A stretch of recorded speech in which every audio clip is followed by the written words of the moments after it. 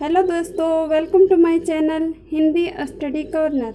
आज मैं आप लोग को हिंदी क्लास 9 का अध्याय 2 लहासा की और कहानी का प्रश्न उत्तर कराऊंगी। तो चलिए शुरू करते हैं। सबसे पहले जानते हैं कि आज हम लोग कौन कौन से प्रश्न करने वाले हैं।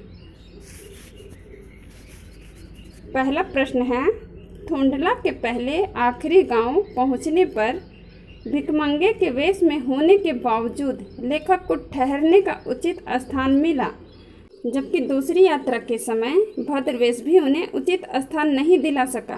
क्यों? दूसरा, उस समय की तिब्बत में हथियार का कानून न रहने के कारण यात्रियों को किस प्रकार का भय बना रहता था। नेक्स्ट, लेखक लंकोर के मार्ग में अपने साथियों से किस कारण पिछड़ गया।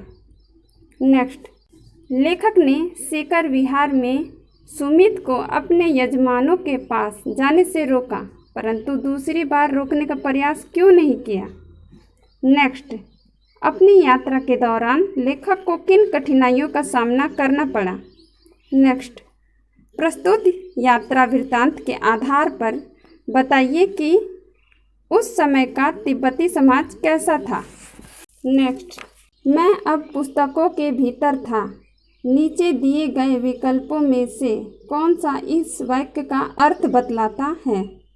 अगर आप इन प्रश्नों के उत्तर जानना चाहते हैं तो ये वीडियो आपके लिए है। तो चलिए शुरू करते हैं।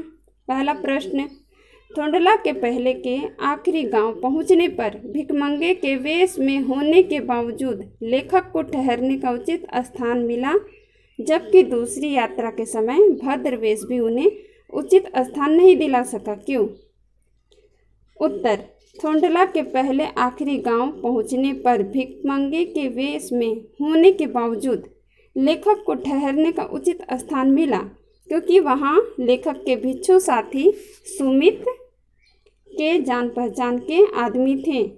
इसलिए भिखमंगे रहते भी ठहरने के लिए अच्छी जगह मिली, जबकि दूसरी यात्रा के समय भद्रवेश भी उन्हें उचित स्थान नहीं दिला सका, क्योंकि लेखक का मानना है कि बहुत कुछ लोगों की उस समय की मनोवृत्ति पर निर्भर है।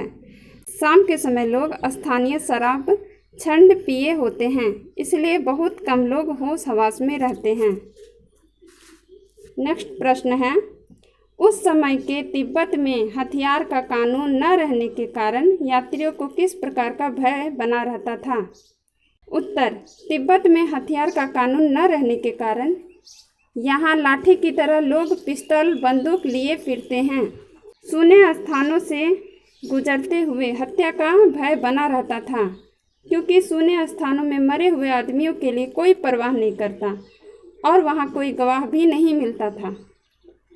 नेक्स्ट, लेखक लंकोर के मार्ग में अपने साथियों से किस कारण पिछड़ गया। उत्तर, लेखक का घोड़ा धीमा चलने लगा। धीरे धीरे वह बहुत पिछड़ गया। एक जगह 2 रास्ते फूट रहे थे। लेखक बाएं रास्ते में मील 1.5 मील चले गए। फिर उन्हें पता लगा कि लंकोर का रास्ता दाहिने वाला था। फिर लौटकर उसी रास्ते को पकड़े। इस कारण लेखक लंकोर के मार्ग में अपने साथियों से पिछड़ गए। नेक्स्ट, लेखक ने सेकर विहार में सुमित को उनके यजमानों के पास जाने से रोका, परंतु दूसरी बार रोकने का प्रयास क्यों नहीं किया। उत्तर, लेखक ने सेकर विहार में सुमित को उनके यजमानों के पास जाने से रोका, क्योंकि लेखक ने सोचा यह तो हफ्ता भर उधर ही लगा देंगे, क्योंकि गंडे खत्म नहीं हो सकते थे। गंडे खत्म होने पर किसी भी कपड़े से गंडा बना लेते थे। इसलिए लेखक ने कहा कि जिस गांव में ठहरना हो उसमें ही गंडे बांट दो, आसपास के गांव में मत जाओ। लेकिन जब लेखक सेकर विहार के एक मंदिर में पहुंचे, तब लेखक को कंजूर की हस्तलिखित 103 पोथियां मिली। उन्हें पढ़ने के लिए समय की जरूरत थी, इसलिए लेखक ने सुमित को यजमानों के पास जाने से रोकने का प्रयास नहीं किया। नेक्स्ट, अपनी यात्रा के दौरान लेखक को किन कठिनाइयों का सामना करना पड़ा। उत्तर, अपनी यात्रा के दौरान लेखक को मुश्किल रास्तों से गुजरना पड़ा, 16 से 17 हजार फीट के ऊंचे पहाड़ी रास्तों से गुजरना पड़ा। तिब्बत का मौसम भी झेलना पड़ा। तिब्बत की धूप भी बहुत कड़ी मालूम होती है। हालांकि थोड़े से भी मोटे कपड़े से सिर को ढांप लें तो गर्मी खत्म हो जाती है। वहाँ धूप से ललाट जल रहा होता है और पीछे का कंधा बर्फ हो रहा होता है। उन्हें अपना सामान पीठ पर लेकर पैदल चलना पड़ता था। नेक्स्ट, प्रस्तुत यात्रा वृत्तांत के आधार पर बताइए कि उस समय का तिब्बती समाज कैसा था। उत्तर, तिब्बत में लोग बौद्ध धर्म मानते थे। वहाँ जाति पाति छुआछूत नहीं था। औरतें पर्दा नहीं करती थीं। तिब्बत में मेहमानों की सेवा की जाती थी, चाहे वे अपरिचित ही क्यों न हों। शाम में लोग तिब्बती शराब छंड पीकर बहुत कम होश हवास में रहते हैं। निर्जन स्थानों में मरे हुए आदमियों के लिए कोई परवाह नहीं करता। सरकार खुफिया विभाग और पुलिस पर उतना खर्च नहीं करती और वहाँ कोई गवाह भी नहीं मिलता। हथियार का कानून न रहने के कारण वहाँ लाठी की तरह लोग पिस्तौल बंदूक लिए फिरते थे। तिब्बत की ज़मीन जागीर में बटी है। इन जागीरों में बहुत ज़्यादा हिस्सा मठों के हाथ में है। जागीरदार को मजदूर बेगार में मिल जाते थे। मैं अब पुस्तकों के भीतर था। नीचे दिए गए विकल्पों में से कौन सा इस वाक्य का अर्थ बतलाता है।